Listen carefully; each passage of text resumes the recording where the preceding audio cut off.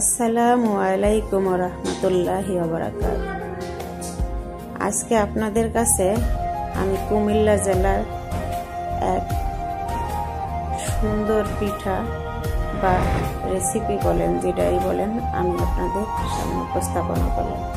আসলে আমার বাপের বাড়ি খুলনা বাগেরহাট, আমার বিয়ে হয়েছে কুমিল্লা।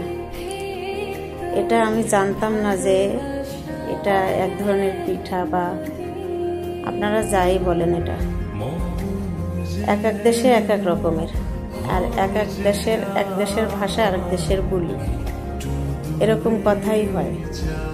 আজকে আপনার কাছে একটা কথা শেয়ার করব, যেটা আপনারা মনে হয়তো কেউ রাগ হইতে পারেন, কেউ করতে পারেন যে আপনি এমন করে বলতেছেন। দেখুন, ডোটা তৈরি করার জন্য প্রথমে একটু পানির ভিতরে লবণ দিলাম, তারপরে ফুটনো যখন বলক উঠছে তখন আমি প্রায় 3 কাপের মতন চালের গুঁড়ো দিলাম। চালের গুঁড়োটা এখন আমি মৃদু আছে একবার ঢেকে রাখবো, যতক্ষণ না চালের গুঁড়োর উপর দিয়ে ভাপ পড়বে না ততক্ষণ আমি ঢেকে রাখবো। তারপরে আমি আস্তে নামায়ে সুন্দর করে এর সাথে মিক্স করে গরম গরম ছিনতে হবে, ছেনে তারপরে ডোটা তৈরি করতে হবে। যেমন আমরা রুটি তৈরি করি যে ডোটা, যেমন ঠিক এমন। তারপরে বাকিটা আপনাদের দেখেই নেন, এদিকে আর কোনো উপকরণ দেওয়া হয় না। আমি যখন আমার শ্বশুর বাড়ি বা বলেন শাশুড়ির কাছে দেখা করতে যাই, তখন আমার শাশুড়ি বেশ কয়েক পদের নাস্তা দিয়ে গেছে আমার সামনে, এবং আমি প্রথমে দেখা করার জন্য আমার ছোট বোন আর আমি গেছি। তখন দেখা করার জন্য যখন গেছি, সেই নাস্তার সাথে পিঠাটা ছিল।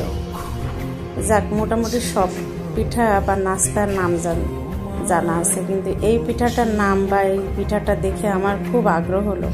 এই পিঠাটা আমার খেতেই হবে বা নিতেই হবে। তা আমি ভাবলাম, আমার বোনরা চুপি সারে আমি বললাম যে এই পিঠাটা কি পিঠা, খুব সাদা, কি সুন্দর একটা দেখা গেল। তা আমি আমার বোনরা বললাম, তখন ছিল শীতের দিন, তা আমি 2 কার্ডিগান পরা ছিল, কার্ডিগানের 2 পাশে 2টা পকেট, ওই পকেটেই পিঠাটা নিলাম। দুইটা করে 4টা পিঠা নিলাম।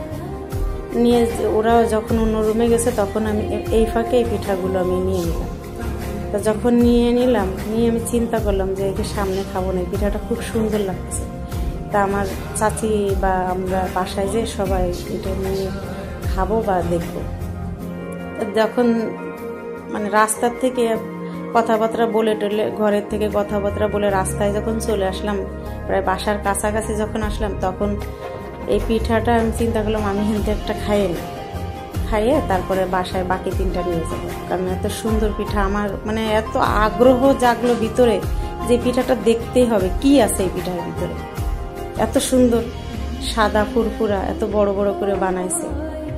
তা যাই হোক, আমি পিঠাটা বাসার কাছাকাছি আসলে তখন ওই একটা পিঠা ভেঙে আমি মানে গালে দিচ্ছি। তখন রাত্রে যখন আমি গালে দিচ্ছি, তখন মিষ্টিও না, কিচ্ছু না, কি পিঠাটা কি। তখন এক লাইটের আলোয় এসে দেখি পিঠার ভিতরে কিচ্ছুই না, পিঠাটা কোনো স্বাদ না, যেমন আটার দলা যেভাবে বানায় ঠিক এইভাবে। এইটা নিয়ে আমি মনে মনে ভাবলাম, এটা কি ধরনের পিঠা, এটা আবার কোনো পিঠা হলো? যেহেতু আমাদের দেশে অনেক ধরনের পিঠা তৈরি হয়, ঝালের পিঠা, মিষ্টি পিঠা, বহুত রকমের পিঠা, এটা আবার কি পিঠা? তা আমি চিন্তা করলাম, বাসায় যে যদি এই পিঠাটা দেখায় আমারে সবাই হাসবে এবং করবে যে এইটা আবার কি পিঠা। যাক, আমার নিয়ে মানে হাসাহাসি করবে, এই লজ্জায় বা শরমে আমি এই পিঠা আমার বোনও দেখালাম না, রাস্তার ভিতরে চালে ফেলাই দিয়ে বাসায় চলে আসলাম। আপনাদের কাছে ছোট্ট একটা গল্প আপনাদের কাছে শেয়ার করলাম। গল্পটা যদি ভালো লাগে